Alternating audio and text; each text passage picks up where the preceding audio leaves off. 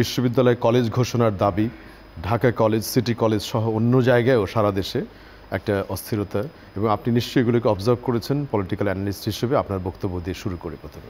বাংলাদেশে যে একটা 15 বছর ধরে একটা স্বৈরতান্ত্রিক শাসন ব্যবস্থা ছিল, এক ব্যক্তির শাসন ব্যবস্থা ছিল, এটা তো আসলে শাসন ব্যবস্থা না, এটা একটা একটা বিদেশি রাষ্ট্রের একটা অঘোষিত একটা মানে কলোনি বানিয়ে সেই কলোনির একজন আপনার কি বলে একটা ভাইসরয় থাকবে, এরকম একটা ব্যবস্থা করে ফেলেছিল বাংলাদেশকে।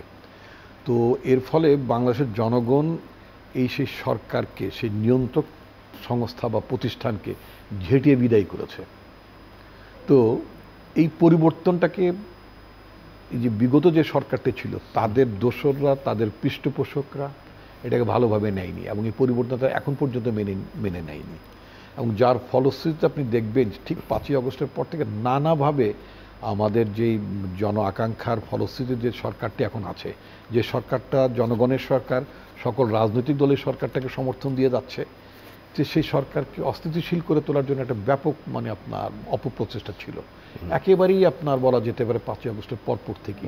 ওই লুটপাটতন্ত্রটাকে ফিরিয়ে আনার জন্য এবং বিদেশি শক্তির যারা এখানে ভাইসরয় ছিল সেই শক্তিরা তাদের গোলামদেরকে আবার পুনর্বাসিত করার জন্য তারা একটা অপচেষ্টা চালিয়ে যাচ্ছে।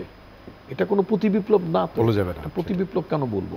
আমরা বলবো যে যারা এই পরিবর্তনটাকে যারা মানে ভালো চোখে নেয়নি, মেনে নিতে পারেনি, তারা আগের জায়গায় ফেরত আনতে চায় বাংলাদেশটাকে, কিন্তু আগের জায়গায় ফেরত আনা সম্ভব না। পৃথিবীর ইতিহাসে যেইভাবে এই সরকার অপদস্থ হয়ে এই সরকারে বিদায় হয়েছে পৃথিবীর কোনো দেশের শুনেছেন নাকি? যে প্রধানমন্ত্রী বলেন, তার স্পিকার বলেন, ডেপুটি স্পিকার বলেন, মন্ত্রী পরিষদ, পার্লামেন্ট, এমনকি সাবেকরা সহ এবং মানে আপনার বায়তুল মোকাররম, জাতীয় মসজিদের খতিব, মসজিদ ইমাম না, জাতীয় মসজিদের খতিব, তিনি সহ বিচারক সহ পালিয়ে গেছেন। আজকে আমাদের অত্যন্ত শ্রদ্ধেয় শিক্ষক ঢাকা বিশ্ববিদ্যালয়ের ওয়াহিদুদ্দিন মাহমুদ স্যার, যিনি এই সরকারের উপদেষ্টাও, তিনি বলেছেন মাতার বাড়িতে যে আমাদের একটা বিদ্যুৎ প্রকল্প ছিল, তার যন্ত্রপাতি ওইখানকার যে পরিচালক ছিল সেই সরকারি যন্ত্রপাতি অর্থাৎ প্রকল্পের যন্ত্রপাতি বিক্রি করে পরিচালকও ভেঙেছেন।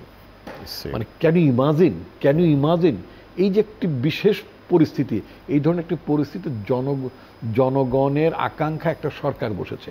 এই সরকারের দায়িত্বটিকে আমাদের পার্টির অ্যাক্টিং চেয়ারম্যান রাইটলি বলেছেন, এত pragmatic leader mister Tarique Rahman, আমি আমার নেতা তারেক রহমানের কথাই বলবো, তিনি অনিবার্যভাবে তিনি বলেছেন যে শুধুই মাত্র একটি নির্বাচন আয়োজনের জন্যই কিন্তু এটা হয়নি, মানে অভ্যুত্থান হয়নি।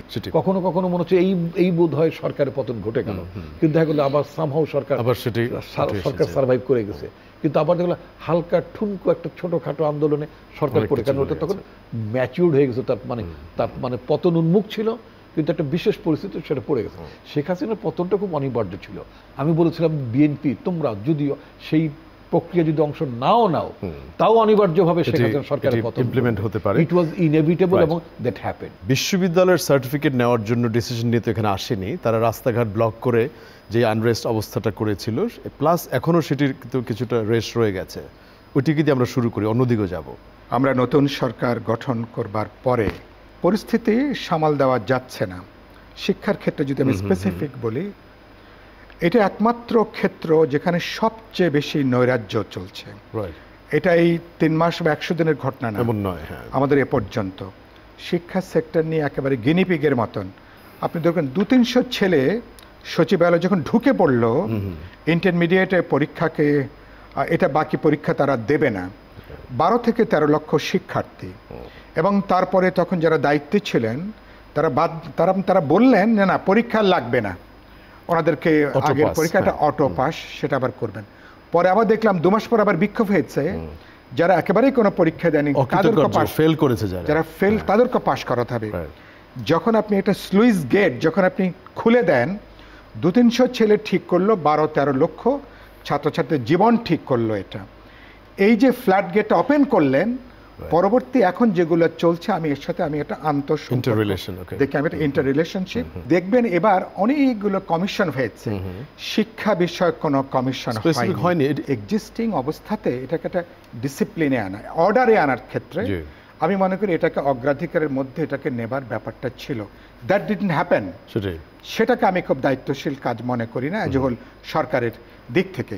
গোটা পরিস্থিতির এখন একটা অচল অবস্থা দাঁড়িয়েছে আমরা এবং এই পরিস্থিতিতে অনেকে সুযোগ নেবার চেষ্টা এটা করবে। আমি যেটা বলতে চাই এটাকে অবিলম্বে, যেটা আজকে আমার টিচার বা উপদেষ্টা বলেছেন যে রাস্তায় না, আমরা একটা আলাপ আলোচনার মধ্যে নিয়ে আসা, এটাকে অগ্রাধিকারের ভিত্তিতে এনে আলাপ আলোচনা করা দরকার, বোঝাপড়া বাড়ানো দরকার এবং এই সুযোগটা যেন কোনো অপশক্তি, যখন আমরা একটা উত্তরণকালীন সময়ের মধ্যে আছি, বাংলাদেশ আগামী 6 মাস 1 বছর খুবই গুরুত্বপূর্ণ সময়।